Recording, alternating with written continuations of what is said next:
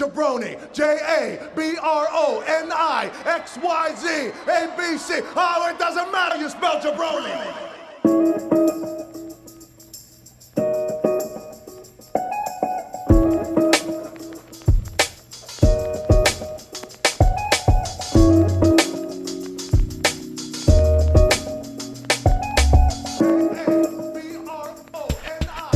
What's up, everybody? Welcome to a new episode of Two Jabronis with a Wrestling Podcast. BJ Cruz here with my tag team partner, the man who lost an arm wrestling contest to me and it has over 90 million views on YouTube, the incomparable Jeremy Laws. Jay, what's up, dude? I can't believe you bring that up. I mean, 90 million. We said we were going to bury that. 90 million I can't believe you bring that up. 90 million people have seen it, so I figured, what's another couple thousand? Yeah.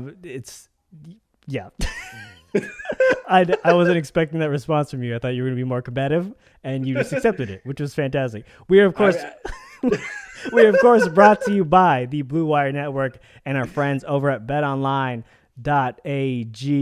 and Thera1 CBD. Don't forget to subscribe to the show wherever you download your podcasts, and if you're one of our fantastic Apple Podcast users, please rate us 5 stars on Apple Podcasts, and if you're feeling spicy, leave a review, and our Spotify people, hit us with that follow. Help us climb those charts. Please make sure that you subscribe and like our YouTube channel. It's Two Jabronis with a Wrestling Podcast. You can see our beautiful faces. My beautiful face, and you get to see Ben's ugly mug. Go to hell. Make sure that you also follow us on social. You can follow us at Two Jabronis Pod on Twitter and on Instagram and within the BR app. We keep saying we're going to go for that belt, but we're just allowing some jabronis to hold that belt for us before we actually lean in and actually get it. So we're coming for that BR belt sooner or later. You can follow me personally on Twitter at Jeremy A. Loss. I have really great takes, and I talk a lot about the Padres, so it's a good Twitter feed. And if you want to listen to Ben cry about the Warriors, you can follow him at Cruise Control. That's Control with a K. Yeah, I'm really going to cry about 3 championships in 5 years. Woo! Anyway, I mean, why you got to bring it up? Hey, your team's on a little title run now. They've kind of figured it out, so I don't feel bad anymore. How about that? Enough of that. That's true. We have a great guest on today's show. We had an amazing wrestling weekend. SmackDown, SummerSlam, Takeover, Dynamite. 4 huge shows over the weekend. We had our SummerSlam recap show drop yesterday, I believe, or since you're listening to this tomorrow, 2 days ago. So go check that out if you haven't already. But today we have a huge guest, and he is the main event. But not only the main event, he is the reason why we stick to wrestling. And for this week's Stick to Wrestling, we are joined by one of the most respected and important wrestling journalists in the world right now. And the only reason he wasn't on sooner was we had Alex McCarthy and Louis Dangar on a few weeks ago, and people started accusing us of wishing Hamilton ended with the UK retaining control of the United States. But he is here now. You didn't see it coming, like Roman Reigns, except you did see it coming because I tweeted it earlier on Twitter. He is the legend himself from Sportskeeda Wrestling, Gary Cassidy. Welcome to Two Jabronis with a Wrestling Podcast, my friend. Thank you so much. I don't think I've had an intro quite like that, and definitely not one with the little Hamilton reference in there. I'll try and steer very clear of that so I don't upset anyone. But also, I can't complain at being, on a show where you've had Alex McCarthy, someone that I'm a huge admirer of, good friend and a lovely guy, and also Louis Dangar, one of the most up-and-coming journalists in the whole game right now. So I know that I'm following in some pretty big footsteps, but thank you guys for having me on. And just to be clear, we don't think you're third. We think you're all 1A, B, and C. It was just a logistics thing. We couldn't have you on at the same time. It was we wanted you all to shine. You guys are collecting baseball cards, and you've got all the good ones, but you need that last rubbish one to complete there it the collection. Is. That last rubbish one. I like that. I like that reference. So the first question we always like to ask our guests when they hop on here is, what is your wrestling fan origin story? Because everyone who listens to our show knows Jeremy and I are children of the Attitude Era, and we've been sucked in ever since, and we haven't been able to let this thing go. So what is it, or what was it, what moment, what wrestler, whatever was it that sucked you into this world of professional wrestling? So I really wish that I could tell you, for transparency, I was born in 1990. Okay. So I really wish that I could tell you, you know, when I was like 4 or 5 years old, I was already this great wrestling historian and all that nonsense. Obviously, I was 4 years old. Right. At that point, I was attracted to, you know, the big, colorful characters, the larger-than-life characters. I should also mention that my favorite band is Kiss. So anything with face paint was great. Oh, you're in. Anyone Okay. in a mask. Yeah. Yeah. I like that. You know, anything that was a big character. So I remember having, you know, like the I think they're called Wrestle Buddies. And it was Hulk Hogan, Ultimate Warrior. The Cabbage Patch dolls? Yeah. There you go. That's like the first memory I've got is those in the figures. But it's kind of a cheating answer because it was really the colors that attracted to me. I didn't really know anything about wrestling. The actual answer is when I got to around 9 or 10 years old, obviously Attitude Era is, you know, a big thing then. But the two people that I remember really gravitating towards, and I probably shouldn't have been watching one of them. One was Sting from WCW. Sure. And obviously I've mentioned Kiss, so you'll get why the Sting thing is there, you know, the look. Not a million miles away. The other one was Taz, because I somehow ended up seeing ECW when I was 9 years old. So yeah, I've always been a massive mark for Taz. I used to love like sneaking off and watching some ECW late at night because it would come on at like 1 or 2 in the morning. So like I would find a way to actually watch it, and seeing Taz was awesome. I was a big Sandman fan too during the ECW days. So yeah. So obviously we're coming off of SummerSlam weekend, and SummerSlam and TakeOver actually had some pretty solid reviews. I actually really enjoyed both shows. What were your thoughts overall on the weekend? And could you include Dynamite in your assessment on the weekend as well? I mean, obviously they put over the Dark Order pretty huge on Saturday night. I think I think it's worth mentioning, I really liked SmackDown as well, just because the Thunderdome was, you know, new and fresh. I feel like the progression, it's a lot better than it was on Friday, but I still liked it on Friday. Saturday, again, full transparency, I watched NXT live and then AEW afterwards. Right, yeah. Because there was a little thing, you know, outside the US where Dynamite was showing 1 hour later than it was interesting. in the US. Okay. Yeah. So obviously I was watching the live one first. Probably would have watched TakeOver anyway because it's TakeOver. But I really liked TakeOver. I think we're at this point now where we've been super spoiled with TakeOver. So I think any criticism is being really nitpicky. Right. For me, you know, I won't go too much into it. I would have rather Velveteen Dream wasn't on the show. That's just a personal opinion there. But for me, the matches were really good. The ladder match, ironically, was my favourite match. And I really liked, you know, Finn Balor, Tim Thatcher, absolutely brilliant.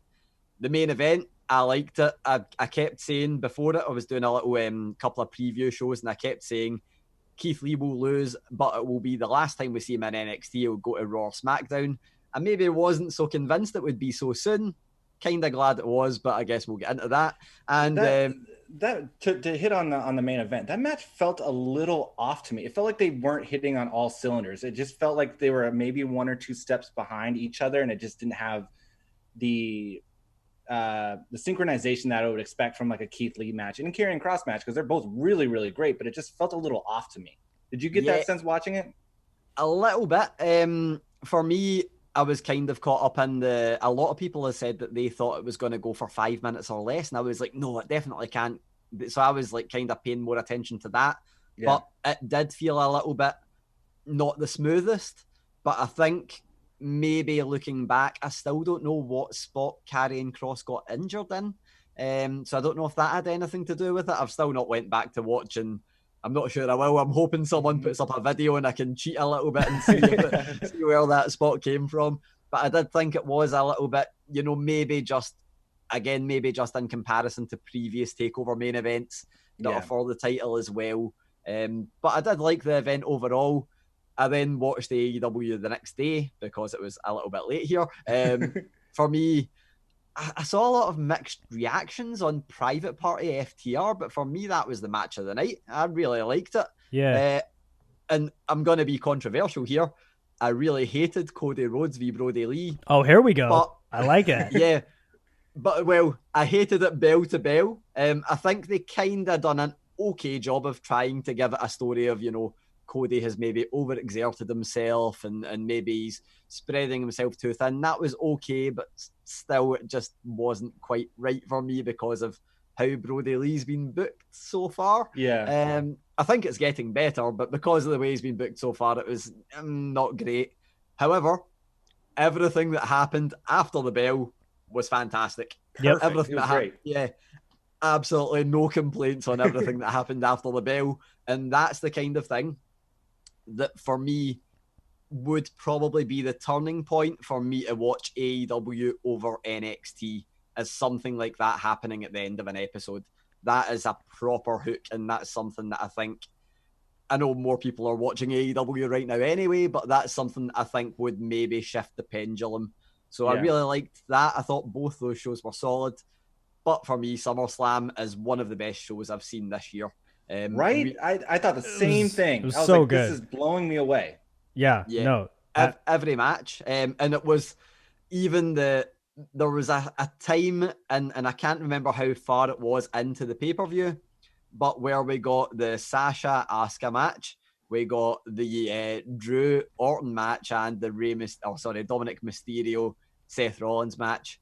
And those three matches were all incredible. And to get those one after the other and not feel tired during any of them, it was like, man, this is great. So I really liked it. And the only slightly annoying thing, I didn't find out, in terms of insider information, I'm not someone that finds out things, every single day. I'll find out stuff sporadically across, sure, maybe 3 times in 1 week and then nothing for about a month, and then I'll find out another thing. Yeah.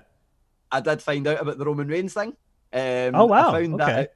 Yeah, 9 p.m. UK time, so that would have been 3 hours before the pay-per-view started. I made a decision not to report on it. Another person that I know who is a reporter who I won't name also knew about it and didn't report on it.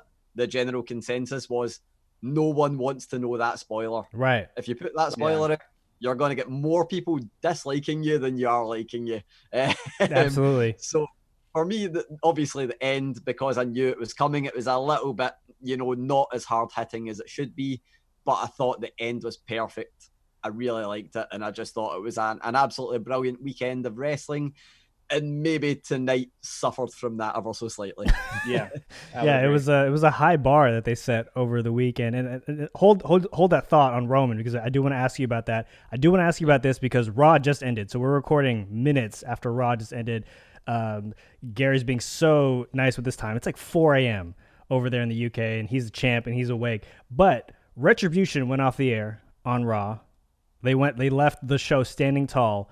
Jeremy and I talked about this, and we can't really lock down our guesses. Like they're all over the place. So for you, do you have any predictions of who's in this group? Because it seems to fluctuate every week in terms of like their height, their size, and everything else. Like I think we figured the first group that we saw in the hoods and in the all black wasn't going to be who is revealed once they pull the masks off. But I think they're starting to come to shape in terms of who they are. So do you have any guesses about who those might be?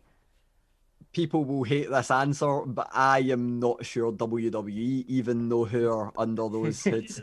Same with us. I was just wondering. I wanted a third opinion. Yeah, that's the worry, because the two that I always go back to are really recent storylines. And this goes to, Seth Rollins recently said something about WWE fans not having patience for long-term storytelling. Right. Yeah. And I agree with that point, but I think he misses out a huge chunk where maybe it's because of the long-term storylines that haven't paid off. Yeah. So I normally go back to that. And for me, the comparison is, the Hacker storyline and then the Eric Rowan Spider storyline. Yeah. Those both fill me with dread when it comes to Retribution, because this is something that, I should love. I love invasion storylines. I love when there's mystery. That's what this is. I love, when people are causing havoc, because that's what we all want to see. But for me, just something didn't quite hit. And I think it was the fact that, the first few weeks, it wasn't booked the strongest, but we were also seeing variations in who was under the mask. And subconsciously, I was maybe thinking, this might not go anywhere. I think it is starting to take shape now. We're starting to see them do a bit more, particularly on SmackDown and then Raw tonight. I still hate that WWE isn't showing is showing video packages. They shouldn't advertise a group who are meant to be taking down the company from the inside. But for me, I've went a long-winded way of saying it. For me, I'm not sure we'll ever find out who the actual group is. I think we'll find out who the leader is. And for me, I'm still, and this is probably my heart ruling my head on this one, I still think Mustafa Ali is the way to go with it. I think he would be, and it's only because I think, I always thought he was the hacker, and that was a really obvious one because of the glove. So maybe I'm going from that, but just the way he speaks, both online and on Raw Talk several weeks ago, he speaks a lot about real life issues. He's someone we can all identify with. I think he is the person that should be the leader, because the opinion that a lot of people have, and I think this has changed and people don't let WWE change, but the opinion a lot of people have of WWE is still that they're kind of maybe racially insensitive sometimes. Sure. And the sexism thing also comes into it. But I think that's also people not letting WWE grow. But if they were so self-aware that they were to have Mustafa Ali, who's someone everyone heralds for being, the man who will speak out about anything, that would be genius for me. So maybe it's the heart ruling the head, but I'm going to hold on to hope that's the way we go. I like that a lot. I like it too. I mean, I was kind of like doing some investigative work with the photo. I took a screen grab of the last shot of Raw, and I'm like looking at their sizes, trying to decide who it is. And I know for a fact Dominik Dijakovic is in there because he is the big guy. Yeah. It's so clear. And then I saw people saying like the lady that was actually like screaming that you could hear was Mia Yim. And other people were saying Carmella's in there and Dio's in there. So like there's some sizable names. It's just I don't know when they're actually going to reveal. I was kind of hoping that they'd make Tommaso Ciampa the leader. I thought that'd be a really cool way to introduce him to the main roster, but it looks like he's staying on NXT. So, I mean, we'll see where that goes, but like I'm just hoping that we get something soon because this angle really isn't doing it for me. And I too, I like invasion angles. I like this kind of a story, but for this one, it's falling flat basically every time they show up on screen. It's really kind of a disappointment. It's getting slightly stale, but that's one thing. You mentioned a lot of names there. There have been also last week on SmackDown, I think it was, or maybe the chainsaw angle, there was a lot of stills that were Jesse Kamea, who's recently been on NXT, and also Santana Garrett. And then a couple of weeks before that, there was Vanessa Bourne and Chelsea Green. And I think tonight, I've not checked because I need to check and see, one man looked identical to Daniel Vito. But for me, I'm not sure if he's got a full sleeve, and this guy had his sleeves rolled up ever so slightly. There was no tattoo. So I was like, I'll need to check that one, but I've not checked the screenshot yet. That is something I've been doing as well, though. Like, even if they're not members of the faction, I need to know who they are because it needs to be that thing where, much like who we saw like flanking Triple H a few years ago at WrestleMania, just in case they main event WrestleMania and become WWE champion, you need to have that little bit of trivia to go, they were once under a mask portraying someone from Retribution. Yeah, definitely. Let's circle back to Roman going off the air on SummerSlam. Is he winning the title this weekend? I mean, it seems really quick that they're putting him in this triple threat match. It seems obvious to me that they're putting the belt on him because they need SmackDown ratings and he is going to be the ratings draw. And if they put the belt on him, does that destroy the Fiend's credibility? Again, this may be heart-ruling head, but as soon as it happened, I thought, right, there's no way we're getting Roman v Fiend straight away. We're getting a triple threat match because he's attacked Braun Strowman. So there you go. There's reason to have all three in it. I think there is no doubt that Braun Strowman's taking the pinfall. Yeah. If he doesn't, I'll be shocked. For me, I'm really hoping that they have Bray Wyatt pin, or the Fiend pin Braun Strowman, and then we go into a full program between Roman Reigns and the Fiend, because I feel like, while I've just criticised lack of long-term storytelling and payoffs never happening, that I think would be the right story to tell. While I wouldn't, you wouldn't grudge them bringing Roman Reigns back and putting the belt on him because he's a huge star. He's probably the biggest, star in the company right now. But for me, I think that the angle to do it with is to have Reigns not be involved in the pinfall, and then you just do a full program. Because I think from what we've seen, even just the most recent one with Braun Strowman, the amount of story you could tell with Roman Reigns and The Fiend in terms of having Firefly Funhouse segments and stuff like that, you'd be missing out a lot if you just bypassed it completely, I think. Yeah. And The Fiend having the title and Reigns not as the story to tell, I would say, for that as well. Yeah. Yeah, I agree. I mean, I am salivating over the Firefly Funhouses that we can get out of a Roman storyline here. I mean, Bray has just been on fire. He made do with Braun, who I am not a huge fan of. I think he is just kind of falling flat every time he's on the screen. So the fact that he can get a lot out of Braun just shows me that when he has an A+ player on the other side, like a Roman, I mean, this could go to the moon. And I mean, this could possibly, like, if they want to do it long term, maybe this is your main event for WrestleMania. Yeah, I think I keep saying it, but I think it says a lot for Bray Wyatt that he's the two best characters in WWE right now. He's not even the best character; he's the two best characters in WWE. That's a great call, and also a Roman Fiend feud. Again, like Braun found him pretty easily in the back, apparently in the Firefly Funhouse. Yeah. Roman might just come through the wall and just like spear him through the wall, which would be absolutely incredible. So I'm all for a Roman Fiend feud. I'm hoping that happens if Fiend pins Braun on Sunday, which is I think we discussed that on yesterday's show, and I would love to see that, to see just a one-on-one feud there. Shifting gears real quick here, Gary. Keith Lee made his Raw debut tonight after a very, very successful run in NXT. He interrupted Randy Orton's promo, and he's now facing him this Sunday at Payback. You tweeted something about Keith Lee tonight that I thought was both beautifully written and also insanely accurate. You said he was a gazelle in the body of a rhino because of the equal amount of power and agility. You also talked about his promo style, which I also focused in on tonight, and I think I was just more in on it tonight because of his debut. And in NXT, it was like, I think I was so honed in on the fact that he was so much bigger than everyone. Like, it was just so staggering. But tonight, his mic skills came to the front, and the cadence of his delivery to me is almost like Shakespearean, which I love. Like, there's just this rhythm to it, which like sucks me in. I don't know if like you both feel that way as well, but Gary, you described his promo style as unique and eloquent yet arrogant. And that's fantastic. From people you've talked to, or just looking from the outside, how long is it until Keith Lee is WWE champion? I think it says a lot that the three people we've seen him in the ring with for prolonged periods of time before Randy Orton were Brock Lesnar, Roman Reigns, and Braun Strowman. Yeah. Now, those are all people that have held the title that he could be going for, or one of the two titles, I guess we should say. Right. It would be more likely WWE Championship because he's on Raw right now. Right. Of course, a draft is maybe around the corner. Who knows if they'd shift him so quickly?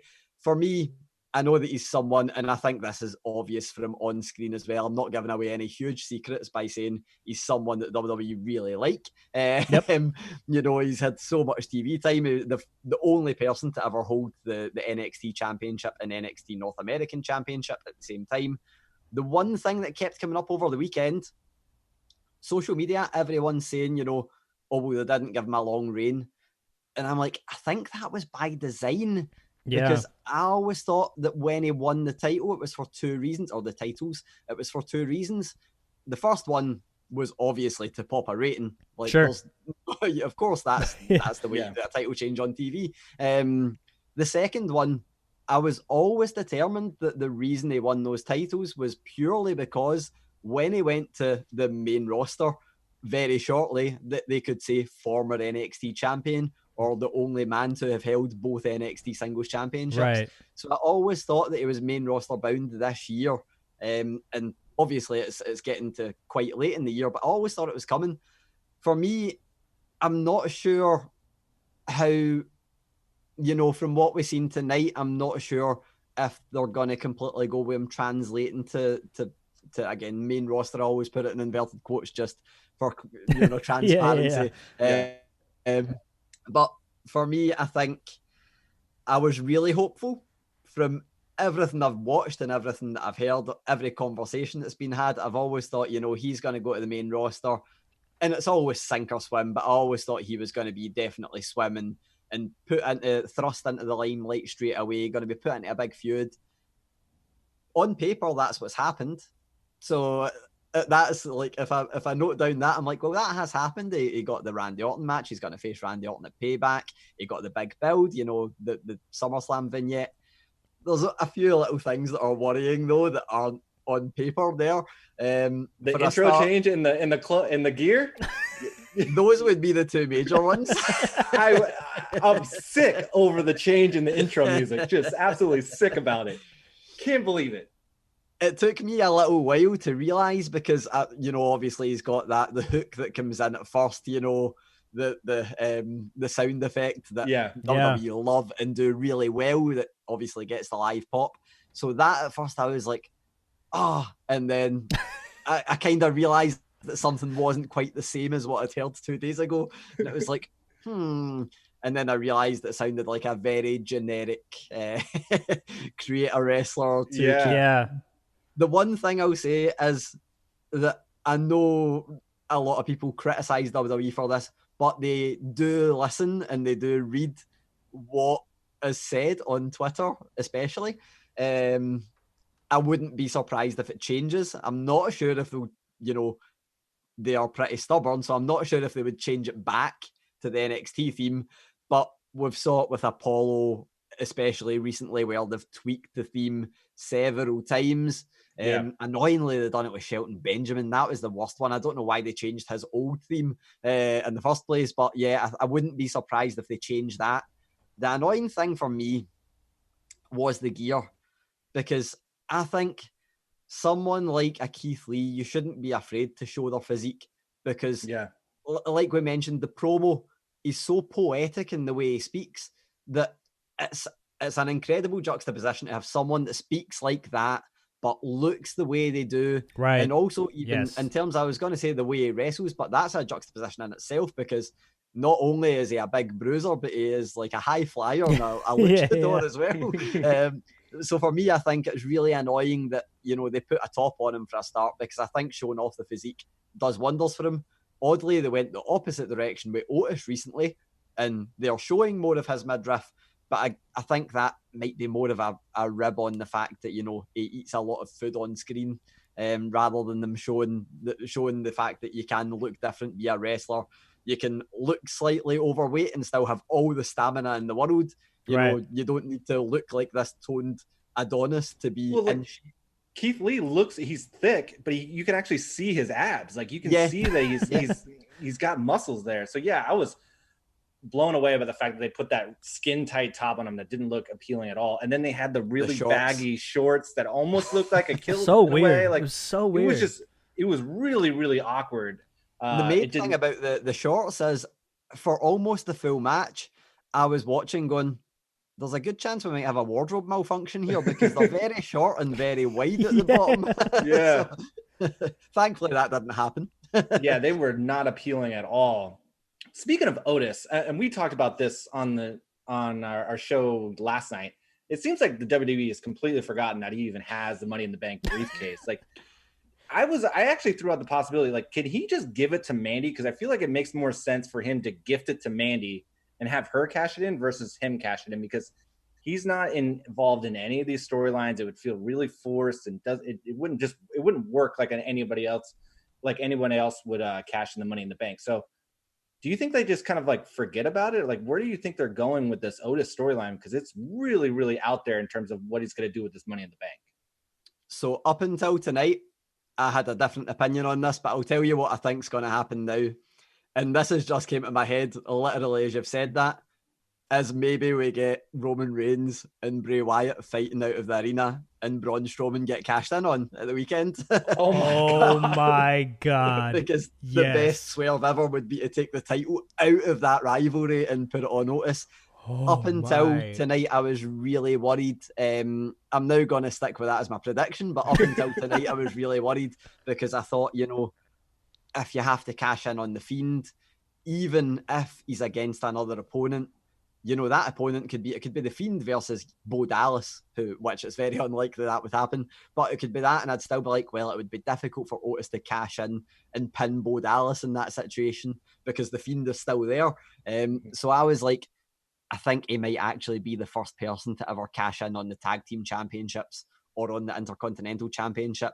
My other thing was this weekend, I actually thought both when it was a hair v hair match and when it was a match, you know, loser leaves WWE, I was like, he's going to sacrifice the case to either save Mandy's hair or Mandy's job or something like that. Interesting. Just because the way they've, you know, I feel like they booked the Otis thing on a bit of a whim, on a bit of an impulse without really knowing where they were going with it. Again, the theme of what we've seen recently. But I think that's maybe still been the case. But if they do this swerve and have him pin Braun Strowman, then I'm all for that. Go with that. Take the belt away from Reigns and Wyatt. Just have them feuding on their own. They don't need a title. They don't need it. Oh, I love that swerve. I'm now hoping and praying that that's what happens. Screw Roman winning the title. Let's give it to Otis. That's fantastic. Something I wanted to ask you was, so you're used to wrestling fans just trolling you in your DMs. You posted some amazing ones. We've had a few as well. They claim like we only talk up WWE and they can't do anything wrong, which couldn't be further from the truth. Like we probably criticize them probably too much, and we kind of have to scale back more towards the positive. Which is fine, but let's talk a little AEW just to appease the haters. My question to you is, will you be chugging a large mimosa while watching Chris Jericho and Orange Cassidy during their, and I want to say this correctly, Mimosa Mayhem match? Get your thoughts immediately. I won't lie, I don't like the name. You don't like alliteration, sure, Gary? What's up? Well, alliteration is one of the main things I hate about WWE because they do it with every nickname ever. That's fair. That's a fair point. That's a great point. Yeah, while I dislike the name, a lot of people are like throwing the criticism at, oh, well, you know, they promised they would be this more wrestling company, this sports-centric company. Man, you need some entertainment in there. Otherwise, you might as well watch New Japan, which I love New Japan, but that's kind of holding down the sports-centric wrestling realm forever. If AEW, I think, always had to be something that had entertainment, and not to mention the people that are in the match. If you've got Chris Jericho and Orange Cassidy on your roster, why would you go for sports-centric feeling stuff anyway? You would, of course, have some kind of entertainment. While I hate the name, I like that it's different. I like that it's definitely something different. It's a stipulation we've never seen before. And I think if anyone can carry it off, of course it's Chris Jericho. And Orange Cassidy has kind of shown over the last year that he is pretty capable of doing something out of the blue as well. So I think while it's not the thing that I'm most excited for All Out, I think it's something that I mention this a lot when it comes to WWE's cinematic matches, and particularly the eye for an eye match. If it's something that's so different and we don't know what to expect, that's how you get people to tune in, because people are going to tune in either because they want to love it, they want to hate it, or they have no idea what it is. So it's definitely one that will get people watching. Definitely. Speaking of All Out, do you think it's time for MJF to win the belt off of Moxley here? 100%. Yeah, there we go. So this is where I'm a bit of a hypocrite. My one criticism of AEW so far has been that, and this I'll compare to Impact because I watch Impact quite often as well. Impact take former WWE stars and kind of help them get over the people that have been loyal to the company. And I know that AEW is a kind of new company anyway, so the loyalty is kind of with both sets. But for me, the fact that every singles champion, apart from Brian Cage, I guess, who isn't recognized as a champion by the company officially in kayfabe, every other star has been an ex-WWE star. And I get that Brody Lee obviously wasn't used right, and they are using him, you know, a bit better than he was used there. My hypocrisy comes here, So when it was the first ever AEW championship crowning, I was determined Adam Hangman Page shouldn't be champion. Jericho needed to hold the title for the sake of Jericho, for the sake of the company, for the sake of everything. Sure. I felt like if Hangman held that belt, I think AEW wouldn't be where it is today. And that's no slight on Hangman, because I also say if Hangman held that belt, Hangman wouldn't be as good as he is today. Right. I think he's became a lot better by not holding the belt. AEW's became a lot better with Jericho holding the belt. That's a great point. But I think now, and this was shown when there wasn't competition. I know there was NBA and stuff on. That's something I'm not too familiar with, being over on this side of the pond. But I know it happened. Yeah. But the fact that NXT was, in wrestling terms, unopposed and didn't draw 1 million viewers, they still drew a very good number. But the fact they didn't, consume the whole wrestling audience, it shows that AEW has established itself, and I think we know that anyway from looking at Twitter. It's established itself as an entity. They can now put the belt on whoever, and the fact that if they put it on MJF, the possibilities are endless for who they have challenging him. Even if you just had Mox challenging him again, I think MJF is such a hot talent just now. They've managed to do the right thing where not having him wrestle too much, have him cut promos and be incredible with the promos. When he has wrestled, he's been impressive. I think putting the title on him, it would be stupid not to. Yeah. I think that's how far I would go. Yeah, I feel like they need that heel champion. Like they had it with Jericho for a while. Jericho's a really great heel champ, but now that they've had the baby face, and Mox hasn't been there enough because of everything going on in the world. But yeah, I think getting that heel champion again and allowing MJF to just kind of like do his thing would be great, and see how he can kind of carry the company going forward, because he's an incredible talent. Excuse me. And his promos are second to none. He's phenomenal. Yeah, I think that's the one thing that I always say. I'm really kind of, I don't know if this is old school or if it's just kind of me having a personal thought, but I'm always the kind of guy that loves the heel holding the belt and the babyface chasing.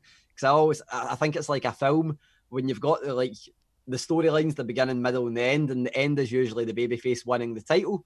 But after that, the sequel is never as good as the first film. So you either need to turn the babyface heel, in which case, if you do that, you just get back into that same old loop, and that happens every time. I think putting the belt on the heel and having the face chase is always the way to go. Yep. Absolutely. Yeah, I agree. Absolutely. Gary, we'll get you out of here on this question. UK journalists in general, and yourself included especially, I feel like you guys are just doing such a great job just with wrestling journalism and interviewing guys and girls left and right. And is there a reason why like the major wrestling promotions love you guys more than us here in the States? Because I feel like every time I'm on Twitter and I check your feed or Alex McCarthy or Louis Dangle, you guys are like talking to the top guys and girls in every company, and it's like, yes, the Ryan Satins of the world, the Sean Ross Sapps of the world, like on our side, we'll get those guys and girls. But it just seems like, and maybe this is just me from the outside, you guys get them more. And is there something you're doing? Is there a deal you guys have? Like, I'm just curious, like how you establish those relationships with people who are on the other side of the pond, essentially. Yeah, I do agree with that, but I'll go into it in a second. What I will say firstly is thank you for saying that UK journalists are having this big presence. I'm not sure I can speak for everyone, but I'm sure they wouldn't mind me saying that. Sure, yeah. But yeah, maybe it's just a trade-off because they realise we're staying up to 4 a.m. every week. So I don't think it's that. So it's a bit of an odd one. I'll try not ramble too much here. Sure, yeah. But I think... Cool. I'll hopefully just cut me off if I start talking nonsense. Please, no, you're good. Yeah. Well, the way it started for me was, so I started just kind of writing articles maybe about 3 years ago almost now. I did study journalism and stuff like that. I wrote a lot about music, but then I took a load of time off doing, kind of regular jobs. I still do a kind of regular job, like I do subtitling for TV, but I was like, I really want to get back into writing creatively. So I wrote like an article, ended up getting an interview because I'd wrote an article based on someone else's interview, and they're like, hey man, anything I can do for you. You're like, right, people say that, it never comes to anything. I ended up, my first ever interview was DDP.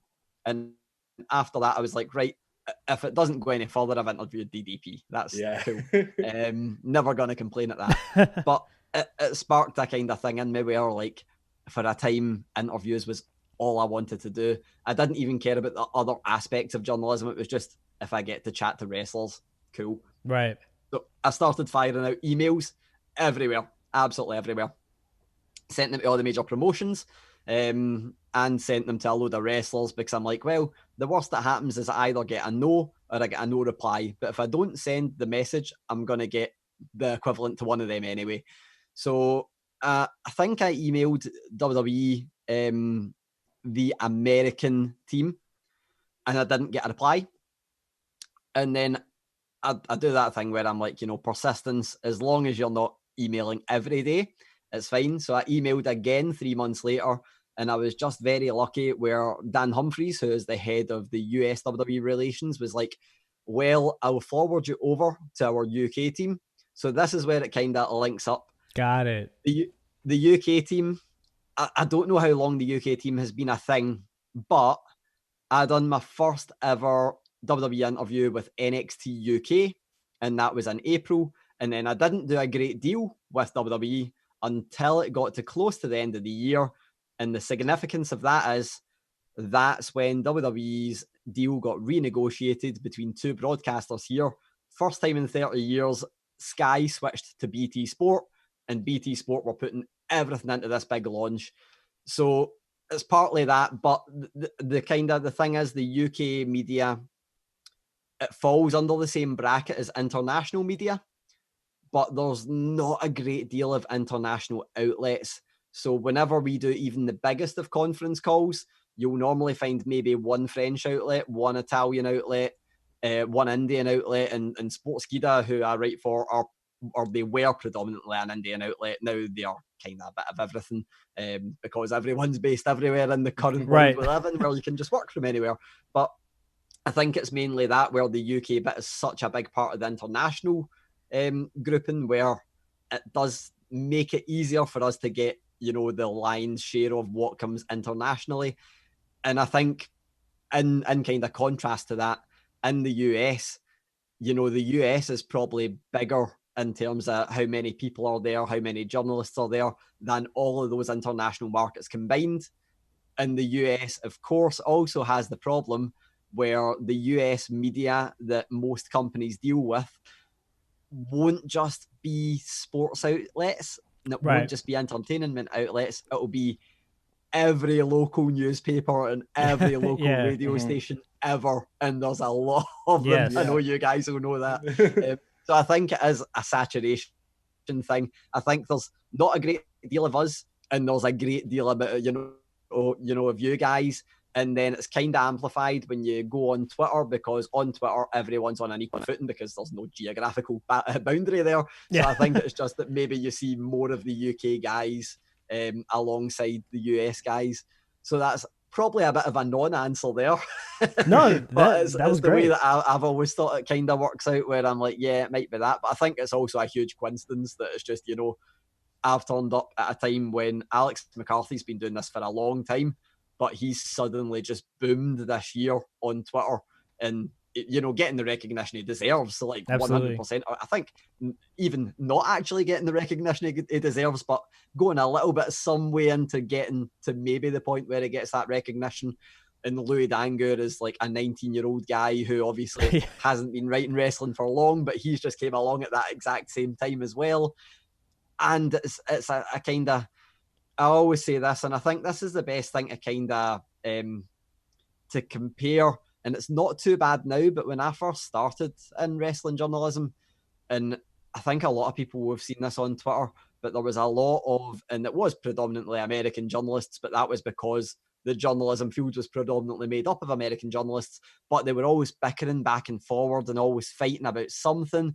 Whereas the UK scene, I think, it's not that we came together in any way, but we always kind of realised that, well, if we're all on the same conference calls and we're all kind of doing the same thing, then we might as well work as a team, because otherwise we'll get the same news And if you get the same news as everybody else, then it is just a race to the finish line. Whereas if you all have kind of different parts of news you make it a collaborative thing, which I always say journalism is.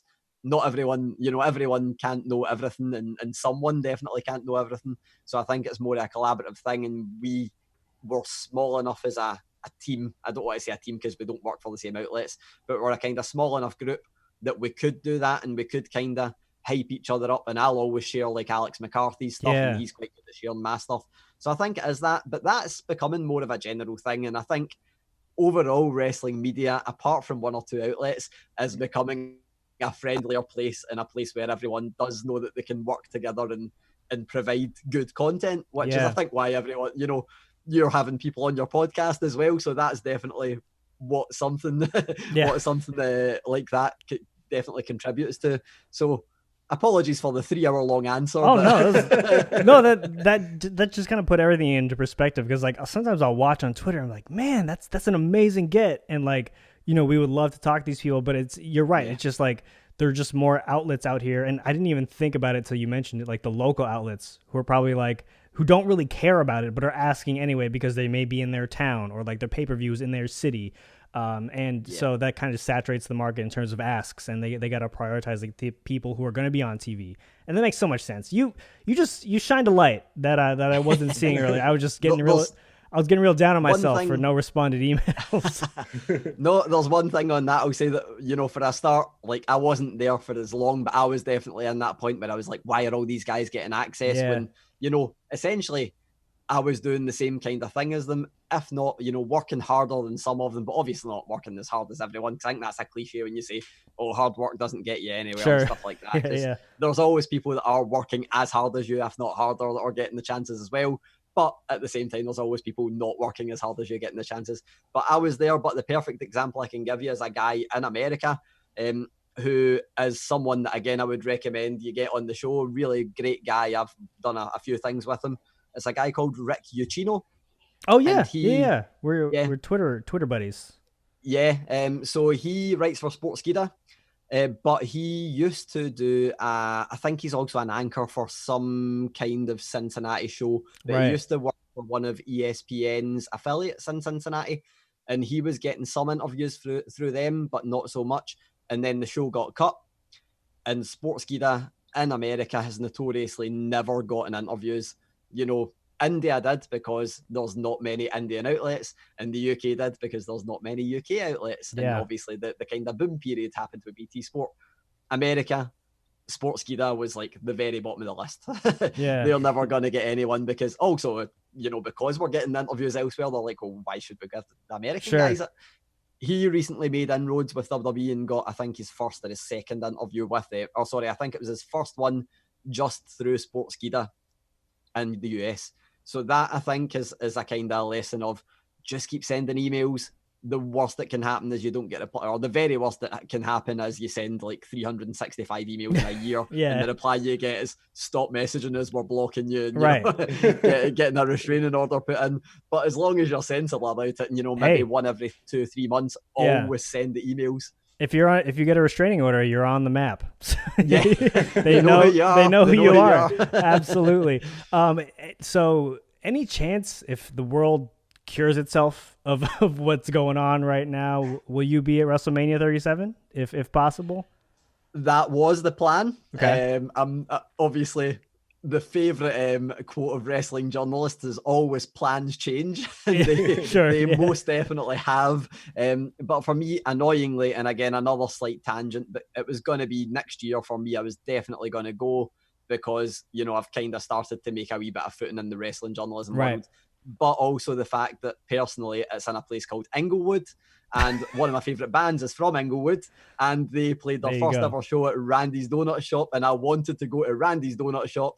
So WrestleMania was a side attraction from a donut shop for me. But nah, not quite. I was like, maybe next year is finally the time to do it. But then the world got in the way. So hopefully everything kind of levels out, and hopefully next year is the time. If not, then I guess WrestleMania 38 will do.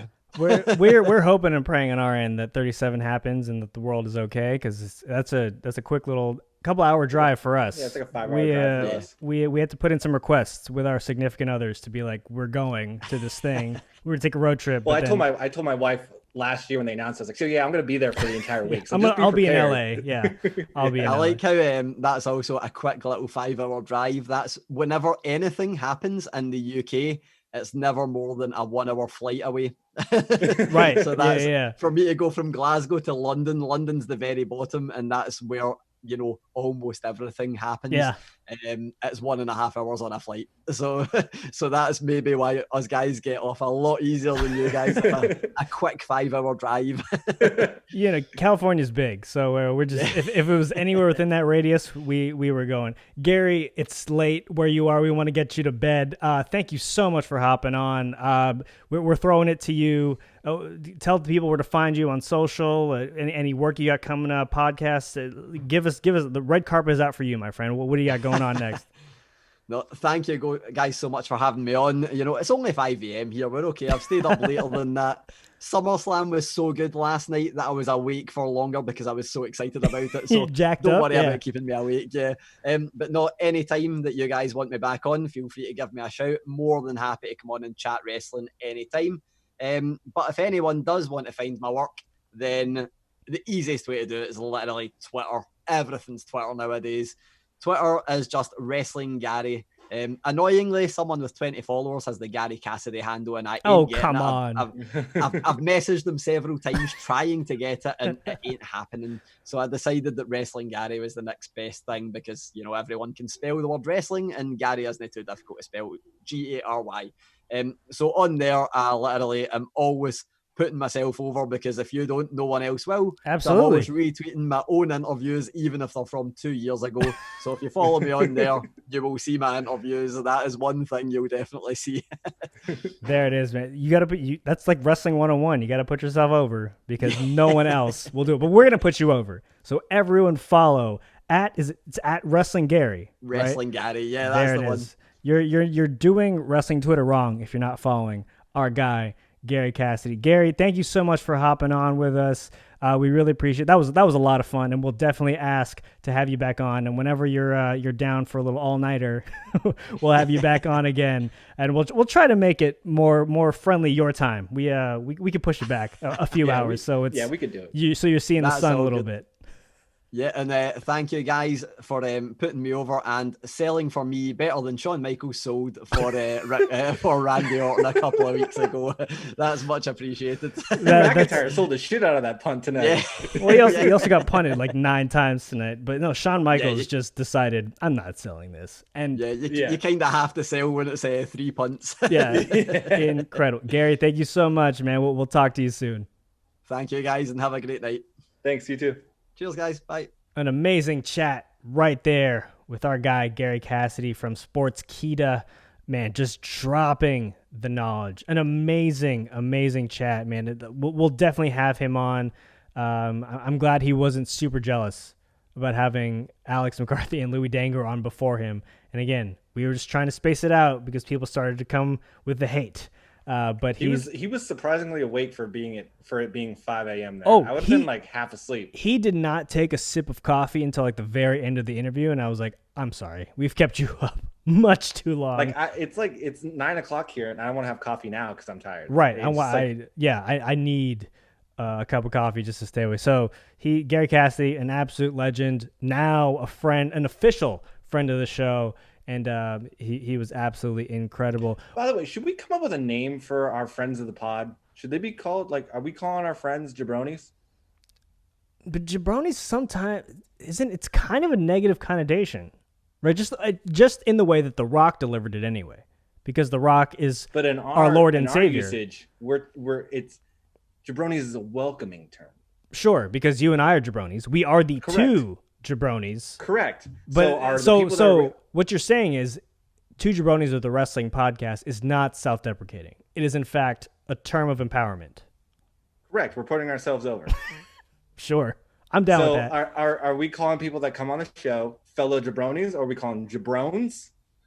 Ooh, shorten it. And I would like to... Well, let's do this. When we promote the show tomorrow, or today, when you're listening to it, we're gonna at everyone we've had on the show, and we're gonna ask.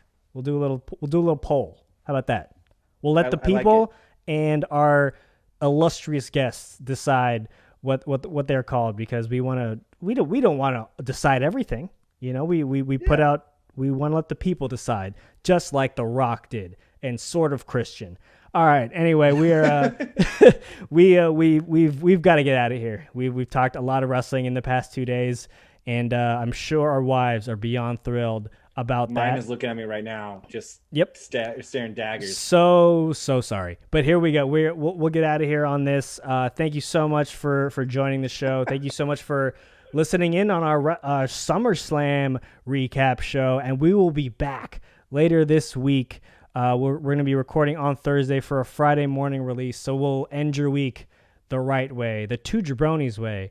In the meantime, keep staying home if you can. If you can't, wear a mask. And if you're in California and you're dealing with these fires, please stay safe. And then, as always and forever, just had another reminder of this. And Jesus Christ, like I'll keep saying it until we all understand it. Black Lives Matter. All right, everyone. We will see you in a few days. Peace.